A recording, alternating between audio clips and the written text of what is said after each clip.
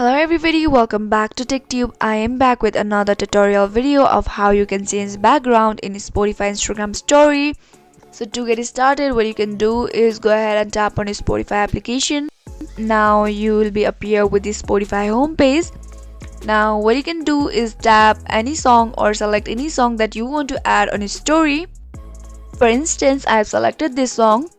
And here on the bottom right corner, you can see the share option with the arrow on the box on it. So once you have selected that, you can see the several options of applications like WhatsApp, Instagram. So in order to do that, simply tap on Instagram. So before sharing, you can see the option edit right there. You can select any background color of your choice. And once you're done, simply go ahead and tap on done option.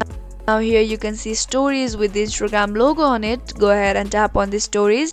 Once you do that, you'll be directed to the story of your Instagram, and this is how easily you can change background in Spotify Instagram story. So I hope you found the video to be helpful and informative. If yes, go ahead and subscribe to our channel and do not forget to press on notification bell for more updates.